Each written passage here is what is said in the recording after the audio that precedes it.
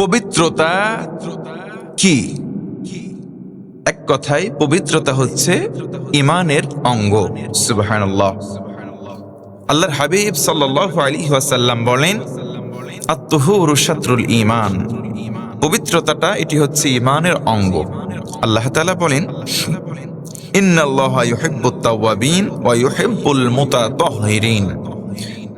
আল্লাহ পাক বলেন, নিশ্চয় আল্লাহ তাআলা তওবাকারী বান্দা এবং পবিত্রতা অর্জনকারী বান্দাকে ভালোবাসেন। সুবহানাল্লাহ।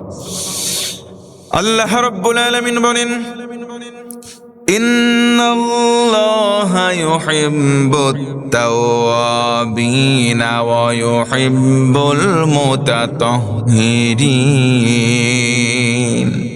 নিশ্চয় আল্লাহ তওবাকারীদেরকে আর পুত ও পবিত্রতা অর্জনকারীদেরকে ভালোবাসেন। কোরআন স্পর্শের যেই শর্ত রয়েছে, আল্লাহর পক্ষ থেকে আসা নাম হলো কিতাব। ওই কিতাবের নাম কোরআন। কোরআনটা হলো এমন কিতাব, কোরআনুল কারীম, কোরআনুম মাজিদ।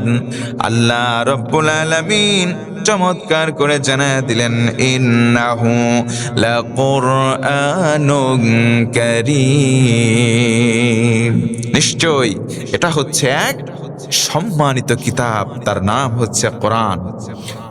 এই কোরআনটা হলো মর্যাদা সম্পন্ন একটি কিতাব। ফি কিতাবিম মাকনুন লা ইয়ামাসসুহু ইল্লাল মুতাহহারুন। এটা হলো সুরক্ষিত রয়েছে, সংরক্ষণাবেক্ষণ করা রয়েছে লিপিবদ্ধ আকারে, আর অপবিত্র কেউ এটাকে স্পর্শ করে না, তবে পবিত্রতা অর্জনকারীরাই কেবল এটাকে স্পর্শ করবে। সুবহানাল্লাহ। আল্লাহর রাসূল বলেন, আত-তুহুরু শাতরুল ঈমান। পবিত্রতাটা ঈমানের অঙ্গ। এই ব্যাপারে আল্লাহ রাব্বুল আলামিন নবীজিকে জানিয়ে দিলেন, ইয়া আইয়ুহাল মুদ্দাথির কুম ফাআযির ওয়া রাব্বাকা ফাকাব্বির ওয়া সিয়াবাকা ফাতাহহির ওয়ার রুজসা ফাহাজুর। আল্লাহ রাব্বুল আলামিন বলেন, হে নবী, চাদর গায়ে দিয়ে রয়েছেন, চাদর আবৃতকারী রাসূলকে ডাকা হলো, আপনি উঠুন আর সতর্ক করুন মানুষদেরকে। আর ওয়া রাব্বাকা ফাকাব্বির, আপনার রব আল্লাহর বরত্ব ঘোষণা করুন, তার নামের শ্রেষ্ঠত্ব ঘোষণা করুন।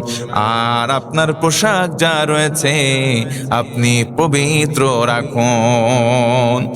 অপবিত্রতা থেকে দূরে থাকুন, পবিত্র রাখুন। অপবিত্র থেকে দূরে থাকুন, তার মানে হলো ইবাদত করার জন্য, মানুষকে সতর্ক করার জন্য, হলো ঈমানের অঙ্গকে মূল বানানোর জন্য, স্বচ্ছ বানানোর জন্য পুত পবিত্র থাকতে হবে।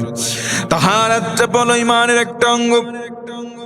আল্লাহ রাসূল সাল্লাল্লাহু আলাইহি ওয়াসাল্লাম বলেন, সমস্ত প্রশংসা হলো সেই আল্লাহর।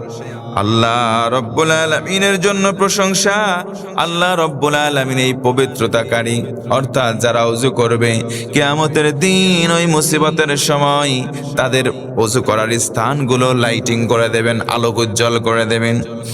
যেমন একটা ওযুকারীর দুইটা হাত, এই মুখমণ্ডল, তার মাথা, তার পদযুগল কিয়ামতের দিন ওযু করার কারণে ঝকঝক ঝকঝক করে জ্বলতে থাকবে।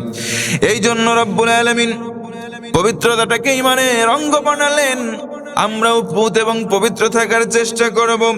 অপবিত্র থাকবে যারা, তাদের জন্য শাস্তি রয়েছে।